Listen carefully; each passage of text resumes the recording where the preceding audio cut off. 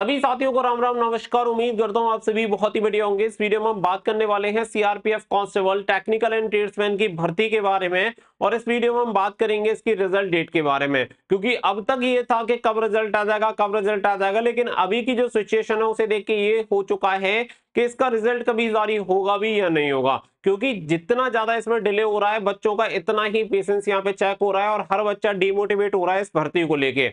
लेकिन मैं आप सभी को कुछ बहुत ही इंफॉर्मेटिव जानकारी इस वीडियो में देने वाला हूं।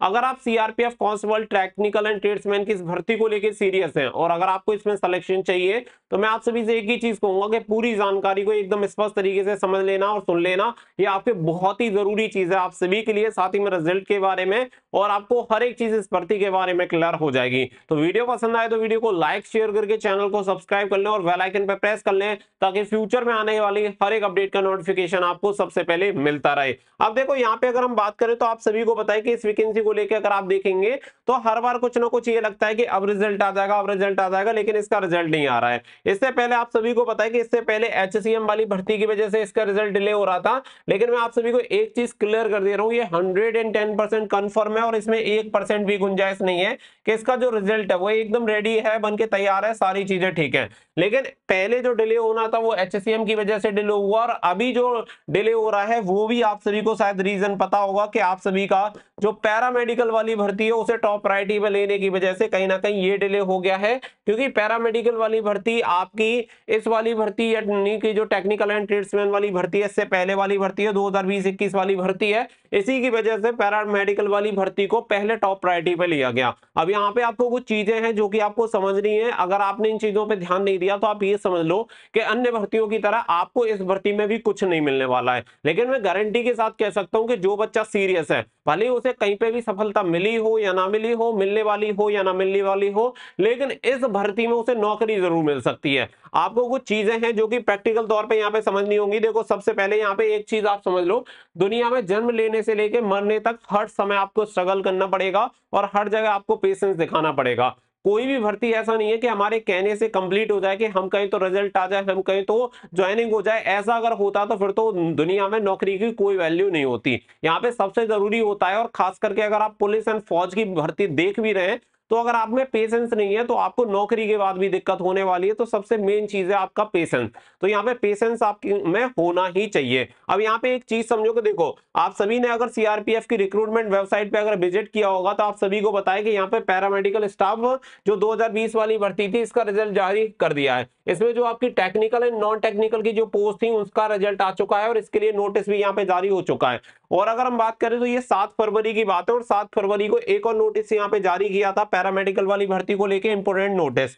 ये आपके समझने की जरूरत है, क्योंकि बहुत सारे बच्चे कर क्या रहे हैं, जो आपके लिए जरूरी चीजें होती हैं वहां आपका ध्यान जाता ही नहीं है। अब यहाँ पे आप देखो कि जो रिजल्ट जारी हुआ था इसमें जो जो आपकी पोस्ट थी वो आप देख लो, कुछ टेक्निकल थी कुछ नॉन टेक्निकल पोस्ट थी, तो उन सभी का रिजल्ट यहाँ पे जारी हो गया। अब जारी होने के बाद आप यहाँ पे एक चीज देखेंगे कि केवल इसका जैसे रिटन एग्जामिनेशन हुआ था और रिटन एग्जामिनेशन होने के बाद डायरेक्टली इसका रिजल्ट आ गया। रिजल्ट आने के बाद अगर आप देखेंगे तो इन्होंने डायरेक्टली क्या बोला हुआ है आप समझिए यहाँ पे कि next stage of the subject recruitment process, skill test number 1, skill test number 2, document verification and the detailed medical examination and the review medical examination। यानी कि जो चीज अप्लाई हुई थी आपकी एचसीएम वाली भर्ती पर, सेम वही चीज यहाँ पे पैरामेडिकल वाली भर्ती पर भी अप्लाई हो गई कि 21 फरवरी से आपकी ये जो सारी चीजें वो कंडक्ट होना स्टार्ट हो जाएंगी, जिसमें 4 फेज अभी बची हुई हैं। आप समझो कि यहाँ पे स्किल टेस्ट भी होना है, डॉक्यूमेंट वेरिफिकेशन भी होना है, डिटेल मेडिकल एग्जामिनेशन भी होना है, और कोई बच्चा फेल हो जाता है तो उसका री मेडिकल एग्जामिनेशन भी होना है। आप सभी को पता है कि सीआरपीएफ एचसीएम वाली भर्ती का भी सेम प्रोसेस उन्होंने किया था।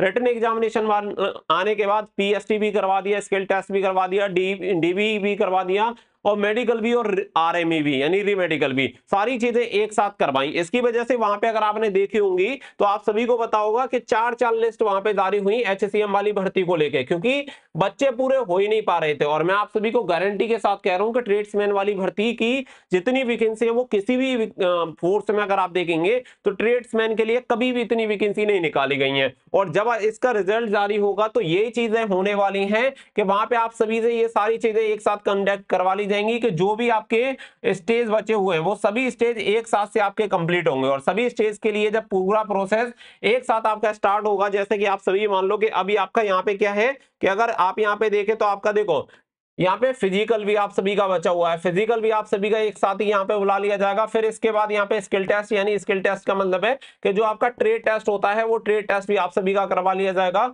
आपका डीबी भी यहाँ पे होगा, डीएमई भी आप सभी का एक साथ ही होगा और आरएमए भी। अब आप इतना समझ लो कि इतने सारे स्टेज के लिए केवल एक स्टेज के बाद तुरंत से ये सभी स्टेज करवाई जाएंगी। तो कितने बच्चे ऐसे होंगे जो कि आज की स्थिति में तैयार होंगे, यानी कि आप ऐसे एक बार एज्यूम करके देखो कि आज से 15 दिन बाद इसका रिजल्ट जारी होता है और 15 दिन बाद रिजल्ट जारी होने के बाद 10 दिन बाद आपको बोला जाता है कि फिजिकल, स्किल टेस्ट यानी trade test, document verification, DME, RME, ये सारा प्रोसेस आपको एक ही दिन आना है और लगातार आप सभी का कंटिन्यू करवाया जाएगा। तो आप यकीन मानिए कि जितने बच्चों को ये क्वालिफाई करेंगे 80% कम से कम बच्चे डिस्क्वालीफाई हो जाएंगे, मैं तो कहूंगा, और ज्यादा ही बच्चे यहाँ पे डिस्क्वालीफाई होंगे।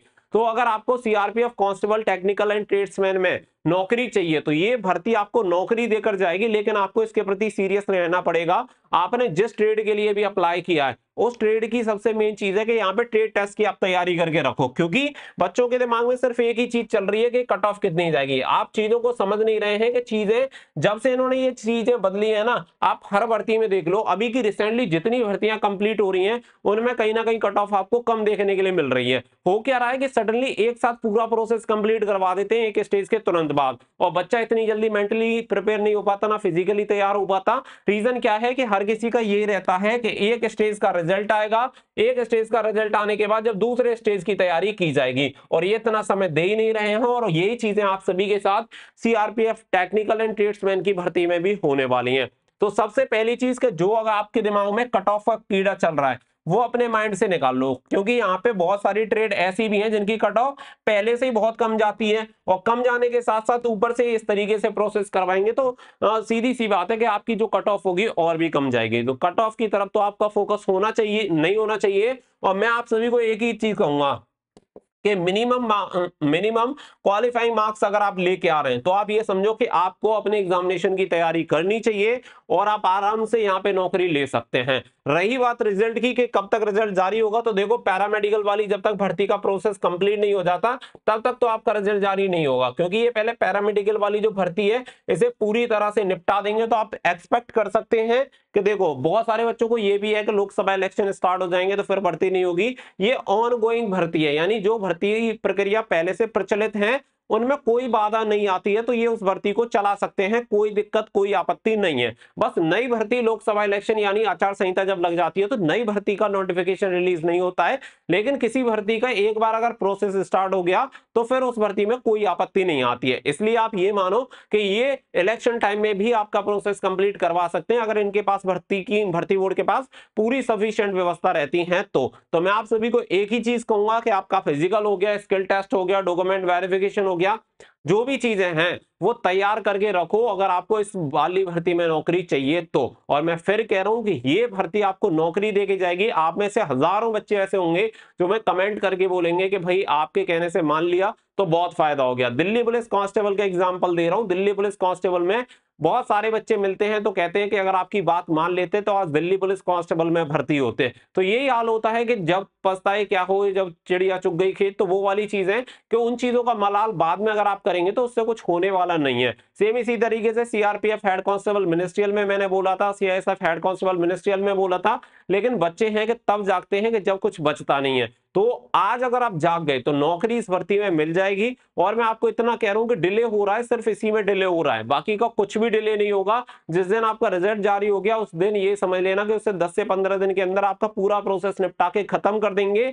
आपको पता भी नहीं चलेगा कि कौन से समय में और कब कब ये भर्ती पूरी कंप्लीट हो गई। बहुत सारे बच्चे तो ऐसे होंगे उन्हें पता भी नहीं चल पाएगा कि रिजल्ट जारी हो गया और भर्ती प्रक्रिया खत्म हो गई। तो इसीलिए मैं आप सभी को कह रहा हूं कि जाग जाओ, कट ऑफ के चक्कर में मत रहो, फिजिकल वगैरह जो भी स्टेज बाकी हैं उन सभी की तैयारी कर लो। उम्मीद करता हूं कि ये जानकारी आप सभी के लिए काफी इंपोर्टेंट रही होगी। आप सभी से हाथ जोड़ के निवेदन है कि वीडियो को सभी के साथ शेयर जरूर कर देना, और सबसे मेन चीज कोई भी अपडेट आएगा आप सभी रेगुलर कनेक्टेड रहना ताकि तुरंत से आप सभी को पता चल जाए, क्योंकि इतना समय आप सभी को वैसे ही नहीं मिलने वाला। तो इसके लिए आप टेलीग्राम से भी कनेक्ट हो जाना, जिसका लिंक मैंने वीडियो को डिस्क्रिप्शन में दे दिया। बहुत सारे बच्चों को हो सकता है कि वीडियो यूजफुल ना लगे और जिन्हें यूजफुल नहीं लग रही, मैं अच्छे से जानता हूं कि पहले भी उन्हें नौकरी नहीं मिली है, आज भी नहीं मिल रही और कल भी उन्हें भटकना पड़ेगा, क्योंकि जब तक आप सीरियस नहीं होंगे तब तक नौकरी नहीं मिलेगी। क्योंकि आपसे पहले बहुत सारे बच्चे ऐसे सीरियस बच्चे हैं जो बहुत अच्छे तरीके से तैयारी में लग रहे हैं। तो भाई आज के टाइम में सीरियस बच्चे को ही नौकरी मिल पा रही है, अगर आप सीरियस नहीं है तो फिर तो भूल ही जाओ। उम्मीद करता हूँ चीजें स्पष्ट हो गई होंगी। तो मिलेंगे नेक्स्ट वीडियो में। So thank you for watching. जय हिंद, जय भारत।